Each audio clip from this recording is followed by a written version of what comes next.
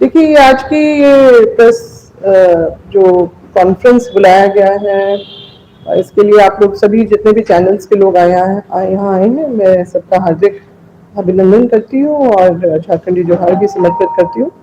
आज का ये प्रेस कॉन्फ्रेंस बुलाने का विशेष उद्देश्य ये है कि अभी हाल में ही 6 अप्रैल को जो खतियानी झारखंडी पार्टी की स्थापना हुई और जिसके अध्यक्ष हैं श्री अमित महतो जी और पूर्व विधायक, और साथ ही साथ उस दिन जो मेरे नाम की भी घोषणा जो महासचिव के बतौर कर दी गई थी, उसमें मैं ये कहना चाहती हूँ कि वो ना मुझे उसकी पहले सूचना दी गई थी, ना ही मेरी सहमति ली गई थी।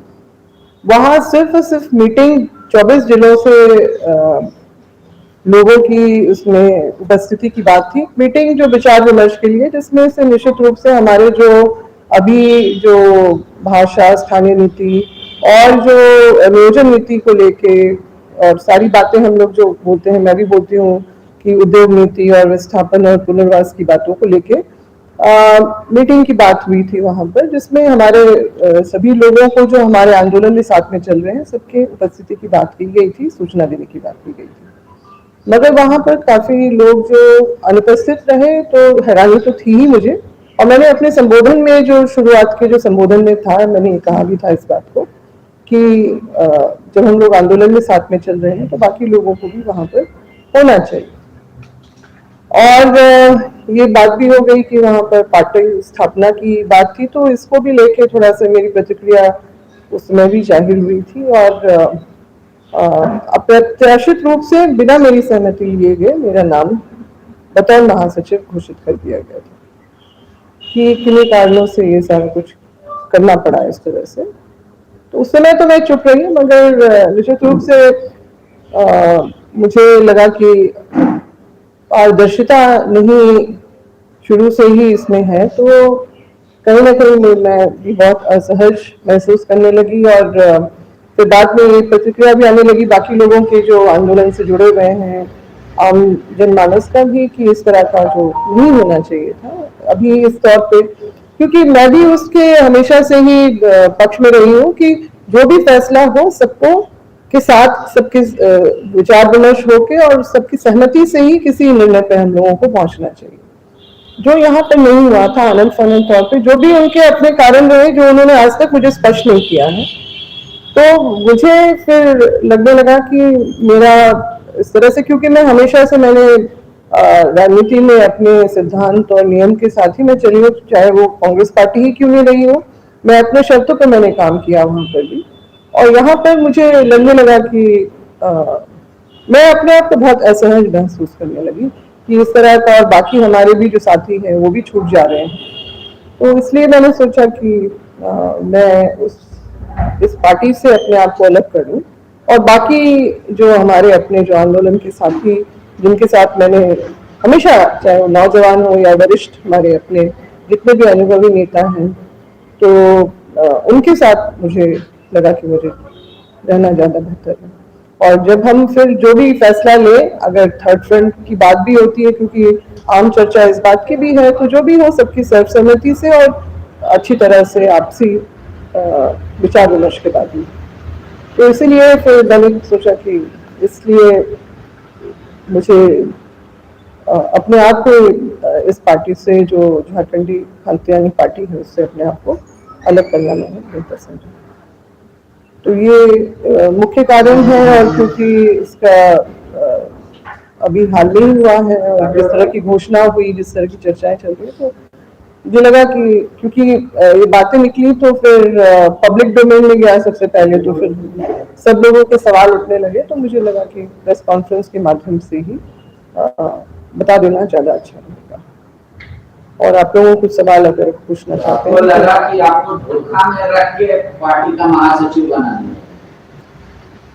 लगा नहीं, हुआ यही, क्योंकि जब भी इस तरह की कोई बातें होती हैं तो आम सहमति, क्योंकि हमारे आपस में बातचीत का सिलसिला तो था ही, मगर कभी भी इस तरह की बातें नहीं आई थी। हमेशा होता था कि बैठक करनी है, बातें करेंगे, बाकी लोगों को भी उसमें निमंत्रण होगा, सब लोग हम लोग बैठ के ये बात करेंगे। उस दिन का भी यही जो है मजलूम मुझे बताया गया था, उसी तहत ही मैं उसी विचार के साथ ही वहां पहुंची थी, मगर वहां पर कुछ और नज़ारा देखने के लिए मुझे मिला और मैंने इस बात का विरोध भी किया था, प्रतिक्रिया भी की थी कि इस तरह से जब हमारे वरिष्ठ नहीं है, बाकी लोग नहीं है, तो इस तरह का यहाँ पर क्यों हो रहा है।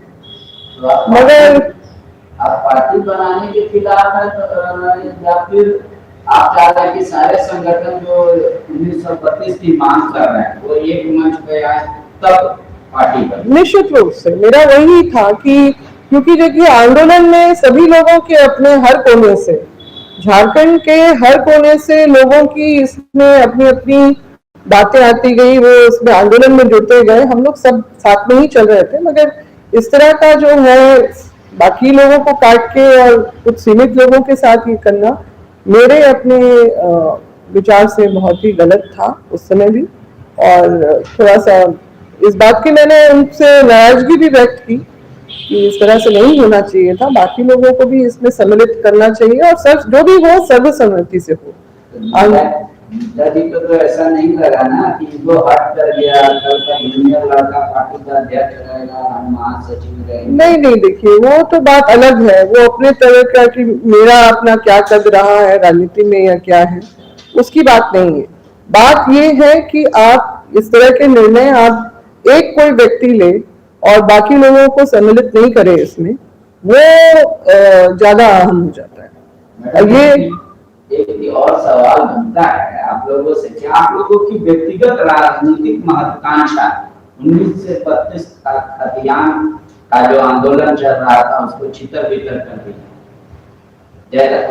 जयराम मातो कह रहे थे, अभी समाचार पत्रों में आया था टुंडी से, फिर उधर तीर्थनाथ आकाश कहीं और से, सूर्य सिंह मिश्रा कहीं और से, गीता श्री राव कहीं और से, अमित महतो कहीं और से। तो आप लोग की जो व्यक्तिगत राजनीतिक महत्वाकांक्षा है कहीं वो तो आगे नहीं आ रही है इस आंदोलन में?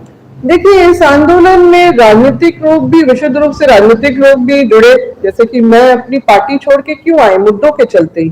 जो अभी माहौल बना, जो झारखंडियत के विरुद्ध जा रहा था, उसने ही मुझे विवश किया अपनी वैसी पार्टी से नाता तोड़ने के लिए जिसको यहाँ पर बतौर जब एकीकृत बिहार था तो मेरे पिताजी को इसको क्षेत्रीय कांग्रेस पार्टी बनाने का श्रेय जाता है, स्थापित करने का, और उनको ही श्रेय जाता है छोटा नागपुर में, दक्षिणी उत्तरी छोटा नागपुर में कांग्रेस को स्थापित करने का। तो मैं भावनात्मक रूप से उससे जुड़ी रही, मेरे माता पिता ने, दोनों ने इसमें अपना जो है योगदान दिया है, और सिर्फ पार्टी में ही नहीं, जनता की सेवा में, और विशुद्ध रूप से हमारी जो राजनीति लोगों की राजनीति रही है, निहित स्वार्थ में कभी नहीं चली है। तो जब मैंने कांग्रेस पार्टी में देखा कि वो अपने जो है उद्देश्यों से भटक रही है, यहाँ का पूरा ही खाका और तस्वीर जो अलग तरीके से मुझे दिखी, तब मुझे इससे लगा कि पहले माटी है फिर पार्टी है। मैं हम पार्टी, राजनीति एक बहुत ही सशक्त माध्यम है जन सेवा का, जिसके जरिए आप जनता की बहुत सेवा कर सकते हैं, अपनी आवाज जो है मजबूती से बहुत ऊंचे तक आप पहुंचा सकते हैं। मगर जहां ये मुझे लगा कि इस तरह की बातें हो रही है, इसलिए नहीं तो मेरे लिए ये आसान नहीं था कांग्रेस से अलग होना, क्योंकि मैंने जैसे बताया कि मेरे डीएनए, मैं तो कहती भी थी कि मेरे डीएनए में, क्योंकि मेरे पैदाइश से पहले ही मेरे पिताजी कांग्रेस से जुड़ चुके थे, और फिर उनका जो योगदान कांग्रेस में रहा, अपनी जनता के प्रति उन्होंने कांग्रेस के माध्यम से जनता की जिस तरह से सेवा की है। बिहार राज्य में अलग, बाकी लोग तो आंदोलन दूसरी तरह से कर रहे थे, मगर उनका एक स्वरूप ये भी था कि बिहार में ही रहते हुए छोटा नागपुर संथाल परगना के लिए, कोल्हान के लिए उन्होंने अलग व्यवस्था यहाँ पर बनाई थी, जिसके बारे में जानकारी आप लोग देखना चाहें तो उनके इसमें है। केंद्र शासित प्रदेश बनाना चाहते थे। बिल्कुल, निश्चित रूप से उनका ये एक लाइन अलग थी बाकी लोगों से कि हमारे लोग अभी तैयार नहीं है इसके लिए, क्योंकि बहुत सारी चीजें थी ऐसी कि जो शिक्षा का स्तर ऐसा नहीं था, और बहुत सारी चीजें ऐसी थी कि प्रशिक्षित नहीं है लोग, और वो इसीलिए उनका था कि राज्य ले लेना, अलग बना लेना, मगर उसको चलाना उतनी ही बड़ी टेढ़ी खीर है। इसीलिए पहले केंद्र शासित प्रदेश बने, लोग सिस्टम को समझे, सिस्टम में ढल जाए, प्रशिक्षित हो जाए, उसके बाद अलग राज्य होता। और अगर निश्चित रूप से अगर वो कुछ वर्ष और जीवित रहते तो वो जिस तरह अपने धुन के पक्के थे वो भी हो जाता। मगर दुर्भाग्य है जिस तरह से आंदोलन आगे चलता रहा, बढ़ता रहा, और जिस तरह से हम लोगों को, अगर आखिरकार हम लोग को झारखंड राज्य मिला, मगर क्या वो हमने देखा जिसकी क्या उसकी पूर्ति हो पाई, जिसलिए झारखंड बना? जो अलग अपनी भाषा, परंपरा, संस्कृति और मनोवृत्ति के चलते जो बिहार से अलग हुए, क्या वो सफल हो पाया? जो मौलिक रूप से संविधान में जो एक लिखा हुआ है, जब आजादी के बाद संविधान की जब का निर्माण हो रहा था, तो उसमें राज्य गठन समिति के जो अध्यक्ष थे वो हमारे देश के प्रथम राष्ट्रपति डॉक्टर राजेंद्र प्रसाद की रिपोर्ट में ये सारा कुछ है कि एक क्षेत्रफल में निवास करने वालों की भाषा, परंपरा, संस्कृति ही उस राज्य का जो है गठन बने, उसी के आधार पर गठन होगा और उसका वहां पर नामकरण होगा। स्थानीय लोगों की एक पहचान बनेगी और उसके हिसाब से ही राज्य सरकार जो है उनके लिए नीति निर्धारित करेगी, उनकी अधिकारों की सुरक्षा में। ये सारा कुछ है। तो ये जब आखिरी सवाल ले लीजिए जी, तो ये कई बार कह चुकी हैं। हाँ, क्या एक सवाल उठेगा आपके कि आप अपने बेटर हाथ को समझा नहीं पा रहे हैं, तो राज्य की जनता को कैसे समझाएंगे? क्या? सॉरी, हम नहीं समझे आपकी बात। आपकी जो मांग है, हाँ, आपके बेटर हाथ उससे संतुष्ट हैं या अवगत हैं या वो भी आपके साथ हैं? ये तो सवाल उठेगा ना कल। आप अपने घर में नहीं समझा पा रहे हैं तो दूसरे को कैसे समझाएंगे? दूसरे लोग तो समझ ही रहे हैं। अब आप यहाँ पर बेटर हाफ या फिर आप मतलब आप वही 18वीं शताब्दी के ही मानसिकता में फंसे हुए लोग में से एक हैं क्या, जहां पर महिलाएं अपनी अलग सोच नहीं रख सकती हैं, अलग अपनी राजनीति, अपनी नीति में, अपने सिद्धांत में नहीं चल सकती हैं? तो बस वही है मेरा कारण। और दूसरा व्यक्ति अपना क्या किस सोच में चल रहे हैं, वो अपनी क्या विचारधारा में चलना चाहते हैं, ये उनकी सोच है। हम देखिए, किसी पे आज तक हमने कभी अपने विचारों को ना थोपा है, ना किसी को अपने विचार थोपने दिए हैं। मेरे अपने जीवन के अपनी नीति सिद्धांत, मेरी अपनी परवरिश, मेरे अपने संस्कार खुद के हैं और मैं उसी के हिसाब से चलती हूँ, चाहे वो राजनीति हो या निजी जीवन हो। मगर आप देखिए, आप बातें को आप डायरेक्ट क्यों कर रहे हैं, आप निजी जीवन पे क्यों ले जा रहे हैं? मैडम, मेरा ये था कि जब संगठन सभी लोगों को बताएगा कि हमारा क्या मांग है और क्यों ये झारखंडियों के लिए जरूरत है, तभी तो संगठन का मांग आज कुछ लोगों का है, ये कल पूरे झारखंड के एक एक लोगों का होगा। इसलिए ये मैं कह रहा हूँ, क्या संगठन या जो आप लोग का डिमांड है वो सब तक पहुंच रहा है या सबको आप लोग समझा पाने में सक्सेस हो रहे हैं कि हम लोग मांग कर रहे हैं वो एकदम सही है और आपके फायदे के लिए? निश्चित रूप से लोग समझ रहे हैं, लोग महसूस कर रहे थे, मगर समझ नहीं पा रहे थे क्योंकि बातें वहां तक नहीं गई थी अभी तक। और ये जो भाषा का जो क्षेत्रीय भाषा बनाने का जो एक तरह से मैं कहूँ एक बहाना हुआ, जिसमें ये सारा आंदोलन खड़ा हुआ कि किस तरह से वैसी गैर झारखंडी बोलियों को, जिनको अपने ही उद्गम स्थल पे, अपने ही राज्य में मान्यता नहीं है, संविधान की 8वीं कंडिका में इसको बोली की श्रेणी में रखा गया है, इसीलिए बिहार में ना ये स्कूलों में, ना कॉलेज में, ना दफ्तर में कहीं इस्तेमाल नहीं होता है। तो फिर ये इसको यहाँ पर ऐसी बोलियों को यहाँ पर क्षेत्रीय भाषा बना के जो जिस तरह से यहाँ पे सिस्टम में समाहित किया गया, और जो आपके 10वीं और 12वीं बोर्ड में भी उसको जो जगह दी गई कि अब अपने बोलियों में, अपनी भाषा में इस तरह से उनके लिए व्यवस्था दी गई, यहाँ से बात खड़ी हुई है। और सीधी तरह से, मेरी बात खत्म होने दीजिए, 5 प्रमंडल का ये राज्य है और उसमें से आपका संथाल परगना में पूरे 5 जिला में अंगिका को जो कर दिया गया बिना मतलब इस आधार के कि क्या है क्या नहीं है, किनके संवैधानिक अधिकार, मौलिक अधिकारों को ज्यादा महत्व मिलना चाहिए, किस लिए झारखंड राज्य का निर्माण हुआ, हमारी अपनी भाषा, परंपरा, संस्कृति को करने के लिए। उत्तरी छोटा नागपुर में, बोकारो, धनबाद में वहां पर इसको किया गया, पलामू में किया गया। दक्षिणी छोटा नागपुर में यहाँ पर मैथिली, भोजपुरी, मगही बोलने वाले लोग हैं, यहाँ क्यों नहीं किया गया? राजधानी है यहाँ पर बवाल हो जाएगा। और फिर कोलान में आपका सिर्फ बंगला और उड़िया भी जो गैर झारखंडी भाषाएं हैं उनको भी डाला गया। मैं तो इसमें शुरू से ही जुड़ी रही, जब मैं विधायक थी, मैं मंत्री थी, तब भी मेरा ये स्टैंड था इसके अगेंस्ट। इसलिए मेरे संज्ञान में जब ये आया तो मैं तुरंत समझ गई, मुझे समझने में देर नहीं लगी, और इसलिए मेरा विरोध 27 जनवरी को सरकार की इन गलत नीतियों के खिलाफ में हुआ, जिसमें सिर्फ क्षेत्रीय भाषा की ही बात नहीं थी। उससे पहले मुख्य सचिव जो है, झारखंड के मुख्य सचिव के द्वारा एक ऐसी चिट्ठी निकली जिसमें 40-45 वर्ष पहले जो यहाँ पर राजस्थान से आके लोग प्रवासी यहाँ पर हैं, उनकी जातीय आवासीय प्रमाण पत्र बनाने के लिए खतियान की व्यवस्था हटाने की बात यहाँ पर की गई। 20 जनवरी 2022 को ये समाचार पत्र में निकलता है कि एक पीआईएल के आलोक में झारखंड उच्च न्यायालय ने आदेश दिया है कि 5वीं अनुसूची के जो 13 अनुसूचित जगह हैं, जिसमें अभी तक ये सुरक्षा कवच था कि वहां के स्थानीय लोगों को ही तीसरी और चौथी वर्ग की नौकरी में वहां प्राथमिकता दी जाएगी, उस व्यवस्था को भी तोड़ने का काम किया गया। सरकार की तरफ से जो महाधिवक्ता है उनकी तरफ से कोई जवाब नहीं यहाँ पर दाखिल किया गया कि 5वीं अनुसूची में, जबकि ये गजट नोटिफिकेशन ये सारा जारी है, उसमें ये पूरी तरह से नोटिफाइड जिला है, इसमें कोई छेड़छाड़ नहीं हो सकती थी, मगर ये इस राज्य में हुआ है और सब लोग चुप रहे। ये इतना अनर्थ हमारे साथ लगातार होता रहा, चाहे भाषा का हो या प्रवासियों के लिए व्यवस्था दी जा रही हो, या हमारे अपने 13 अनुसूचित जिलों के साथ इस तरह से जो इतना अनर्थ किया गया है।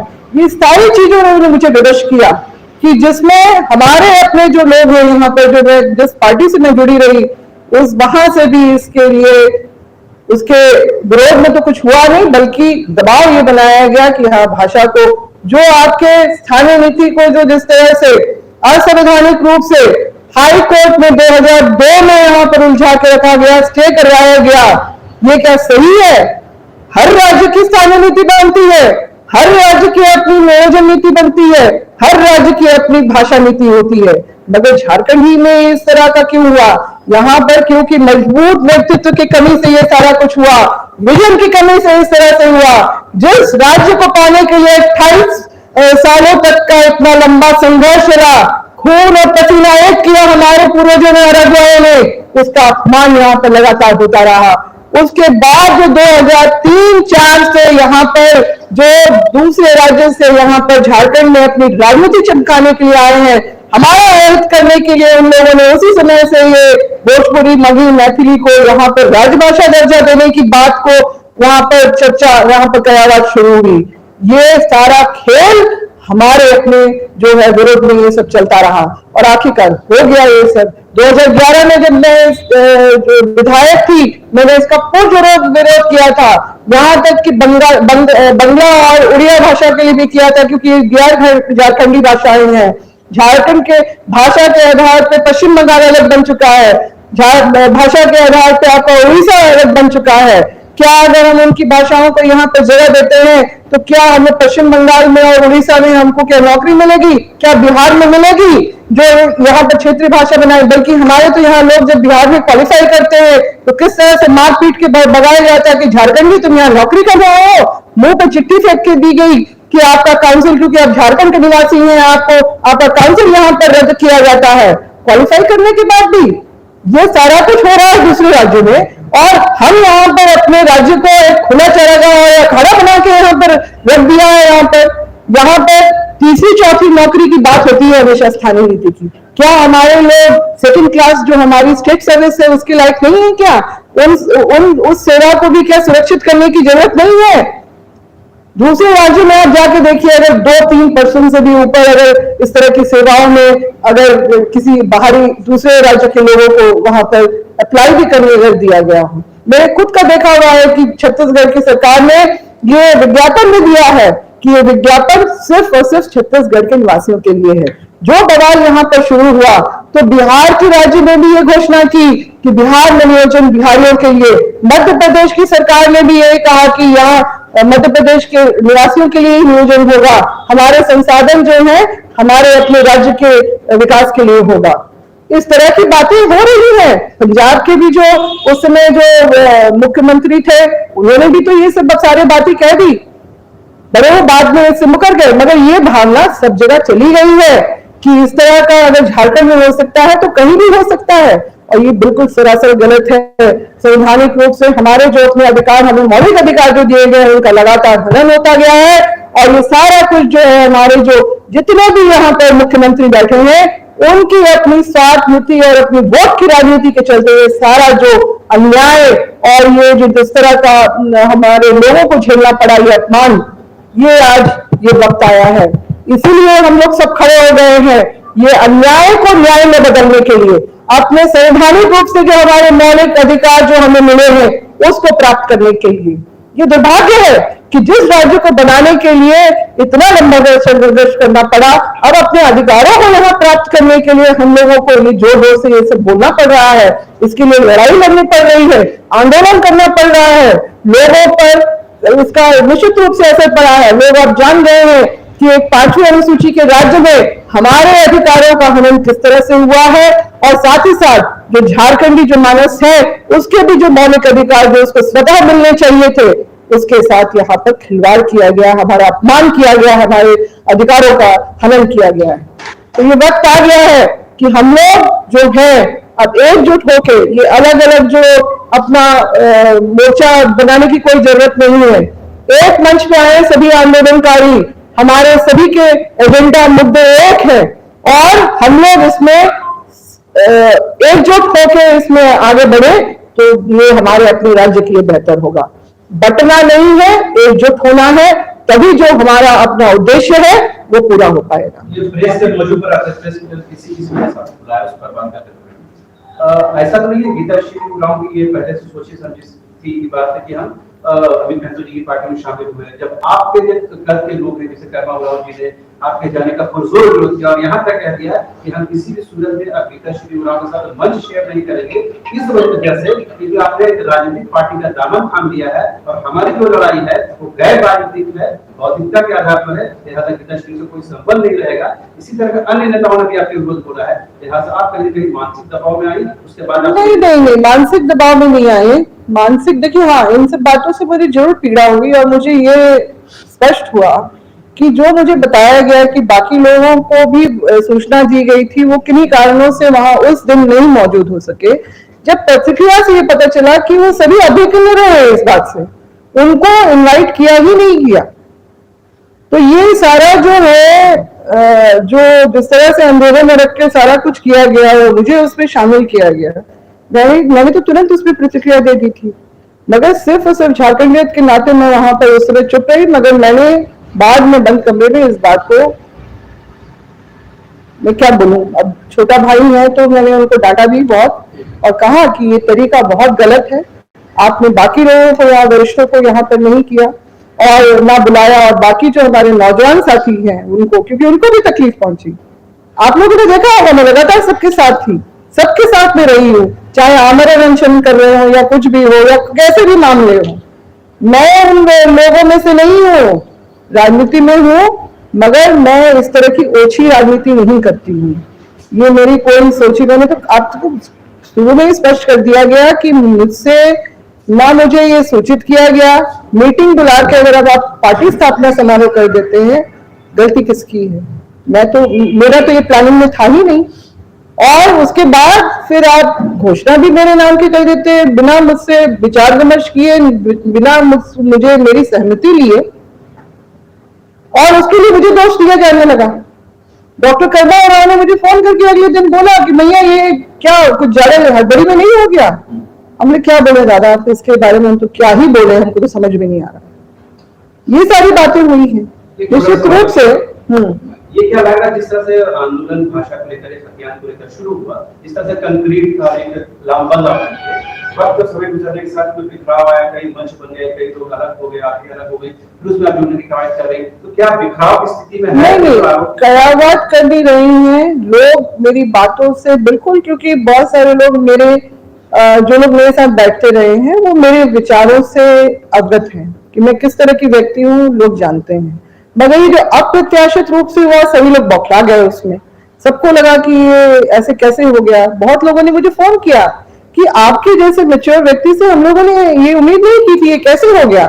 तो मेरा फिर उसमें मैंने बताना शुरू किया कि देखिए इस तरह से हुआ है। तो मैंने तभी हम लोग हैरान थे कि आखिर वो कैसे बाकियों से कट के एक एक घड़े में चली जाएंगी।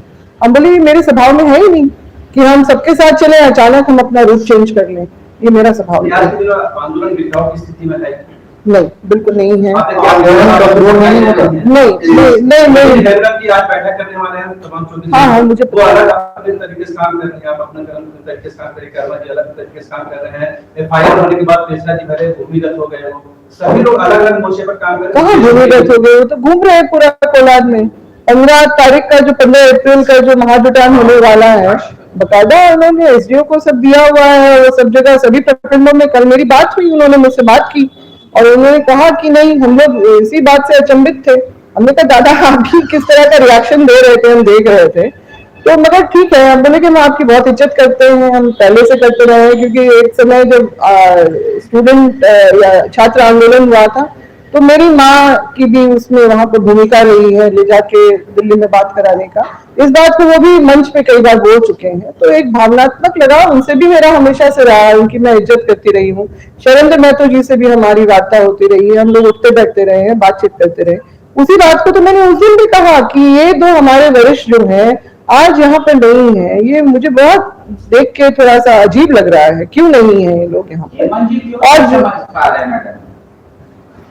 हेमंत जी जो है कुछ ऐसे लोगों के साथ घिरे हुए हैं, के द्वारा घिरे हुए हैं, जो निश्चित रूप से उनको गलत दिशा में ले जा रहे हैं, क्योंकि मैं उनके साथ में रह चुकी हूँ कैबिनेट में और मैंने ये खुद बात देखी है। उस दिन आपने देखा होगा 93rd अमेंडमेंट की जो मैंने बात की, 93rd अमेंडमेंट की जो बात मैंने उनको भी बताई थी जब JPSC का मामला हुआ था।